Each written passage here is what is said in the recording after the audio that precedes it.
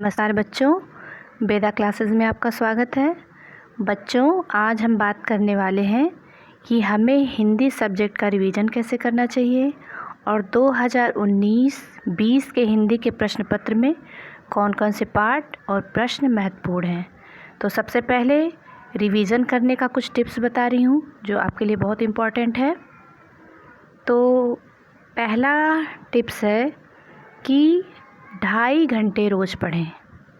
कम से कम आपको 2-2.5 घंटे रोज़ पढ़ना चाहिए।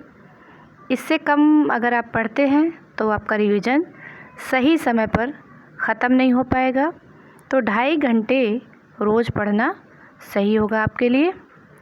पूरे पाठ का अभ्यास करना है। पूरे पाठ को पढ़े बिना आप खाली बुक के पीछे जो क्वेश्चन रहते हैं उसी का आंसर अगर आप तैयार करते हैं तो ऐसे काम नहीं चलने वाला है। पूरा पाठ आप पढ़ें, क्योंकि पाठ के बीच बीच से क्वेश्चन क्रिएट करके पूछे जाते हैं और जब आप पूरा पाठ पढ़ेंगे तब कहीं से कुछ भी पूछा जाएगा तो आपको बताने में आसानी होगी। आते हैं 3rd नंबर पर, लिखकर याद करें। लिखकर याद करने के बहुत सारे फ़ायदे हैं बच्चों।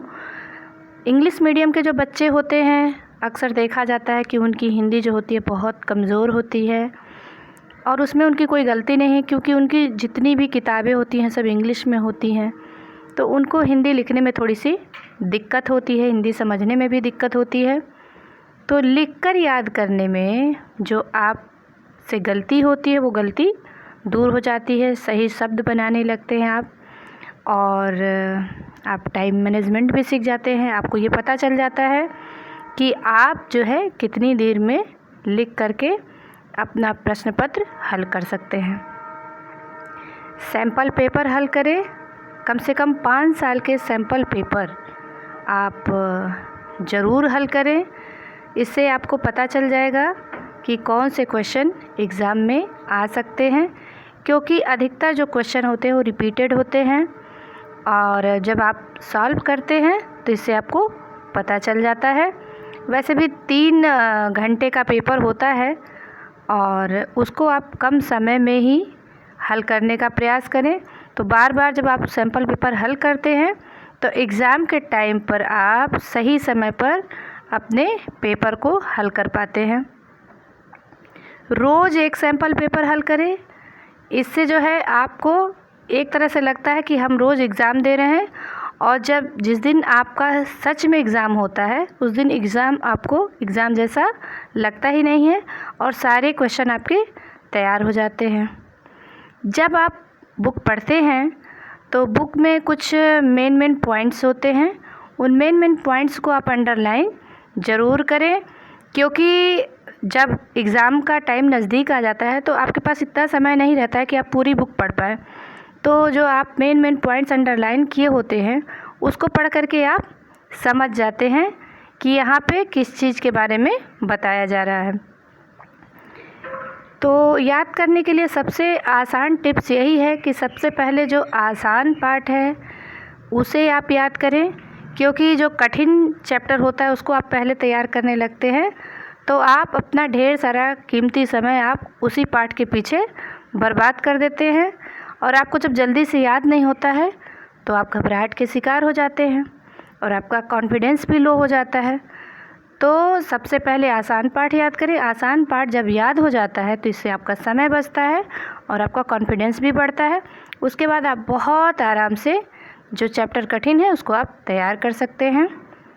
सकारात्मक सोचें, क्योंकि एग्ज़ामिनेशन के टाइम में बहुत सारे बच्चे घबरा जाते हैं कि अरे मेरा तो तैयार ही नहीं है, मुझसे ऐसा नहीं हो पाएगा, और इस तरीके से घबरा जाते हैं तो घबराहट की वजह से जो उन्होंने पढ़ा है वो भी भूल जाते हैं। तो मन को शांत रखें और सकारात्मक सोचें। जब आप सकारात्मक सोचते हैं तो सब कुछ आपसे अच्छा होता है, क्योंकि हमारे दिमाग की चाबी हमारे विचारों के हाथ में होती है। तनाव से दूर रहें, क्योंकि जब आप तनाव में रहते हैं, चिंता में रहते हैं तो आपका दिमाग काम नहीं करता है। इसलिए अपने आप को तनाव से दूर रखें। तनाव से दूर रहने के लिए आप मेडिटेशन कर सकते हैं, थोड़ा सा डांस भी कर सकते हैं, गाना भी गा सकते हैं। मतलब आप अपने तनाव को दूर करने के लिए जो भी आपको पसंद हो वो कर सकते हैं। तो चलिए हम आपको बताते हैं कि कौन कौन से इम्पॉर्टेंट चैप्टर हैं जो एग्ज़ाम में आ सकते हैं, कौन कौन से इम्पॉर्टेंट क्वेश्चन हैं जो एग्ज़ाम में आ सकते हैं। तो मैंने खंड काव्य से 4 चैप्टर चुना है और क्या कहते हैं गद्य खंड से भी 4 चैप्टर चुना है। तो हमारी पहली बुक जो है आरोह है, उससे मैंने जो पहला चैप्टर लिया आत्म परिचय और दिन जल्दी जल्दी ढलता है। इसको लिखा है हरिवंश राय बच्चन ने। तो इसका सारांश और क्वेश्चन आंसर आप ज़रूर तैयार कर लीजिएगा, क्योंकि ये पाठ मुझे महत्वपूर्ण लग रहा है। मुझे लग रहा है कि ये एग्ज़ाम में ज़रूर आएगा। इसका हो सकता है कि कुछ पद्यांश दे दिया जाए, उसमें से कुछ क्वेश्चन पूछ लिए जाएं, और हो सकता है कि कुछ क्वेश्चन आंसर ही पूछे जाएं, लेकिन आएगा ज़रूर इस चैप्टर से। कवितावली जिसको तुलसीदास ने लिखा था, ये जो है एग्ज़ाम के दृष्टिकोण से ये पाठ भी बहुत ज़्यादा महत्वपूर्ण है। तो इसमें से प्रश्नोत्तर भी पूछे जा सकते हैं, काव्य सौंदर्य भी पूछा जा सकता है, या कोई कविता का कोई पार्ट दिया जा सकता है जिसमें से कुछ क्वेश्चन पूछे जा सकते हैं। अब अगला आता है बात सीधी थी। ये कविता भी महत्वपूर्ण लग रही है परीक्षा के दृष्टिकोण से। तो इस कविता का भी सारांश ध्यान में रखिएगा और क्वेश्चन आंसर भी इसके याद कर लीजिएगा। पूरी कविता ज़रूर पढ़ लीजिएगा आप लोग। उसके बाद देखते हैं बादल राग। बादल राग जिसको निराला ने लिखा था, ये पाठ भी मुझे महत्वपूर्ण लग रहा है। तो इसका भी प्रश्नोत्तर आप लोग तैयार कर लीजिएगा और सारांश भी देख लीजिएगा। गद्य खंड से देखते हैं। गद्य खंड में जो भक्तिन पाठ है, ये भी मुझे बहुत महत्वपूर्ण लग रहा है, क्योंकि ऐसा देखा गया है कि भक्तिन पाठ से कुछ न कुछ क्वेश्चन हर साल आया है। नहीं कुछ तो उसका कुछ गद्य खंड आ गया है, या फिर उसमें से कुछ प्रश्नोत्तर आ गए हैं, कुछ न कुछ ज़रूर आता है। तो मुझको लगता है कि इस साल भी भक्तिन पाठ से कुछ न कुछ ज़रूर आएगा। तो आप ध्यान से पढ़ लीजिएगा पूरी बुक और इसके प्रश्नोत्तर भी देख लीजिएगा। श्रम विभाजन जो पाठ है, जिसको भीमराव अंबेडकर ने लिखा है, तो इसका भी सारांश आप लोग पढ़ लीजिएगा और प्रश्नोत्तर ध्यान में रखिएगा। काले मेघा पानी दे, इस पाठ का भी सारांश और प्रश्नोत्तर महत्वपूर्ण है। बाजार दर्शन पाठ भी मुझे महत्वपूर्ण लग रहा है। इस पर भगत जी पर आधारित प्रश्न आ सकते हैं। परचेजिंग पावर पर प्रश्न महत्वपूर्ण लग रहे हैं, और लोगों को किस बात में रस आता है, ये प्रश्न भी महत्वपूर्ण लग रहा है। आइए हम बात करते हैं पत्र की। पत्र बच्चों बहुत महत्वपूर्ण होता है और इसमें अच्छा नंबर भी मिलता है। अगर आप बढ़िया से पत्र लिखते हैं तो पूरे के पूरे नंबर आपको मिल जाते हैं। तो इसमें महत्वपूर्ण बात क्या है कि सबसे पहले पत्र आप ध्यान से पढ़ें और समझें। समझना क्या है, इसमें ये आपको जानना है कि पत्र किस टाइप का है, यानी कि ये औपचारिक पत्र है या कि अनौपचारिक पत्र है।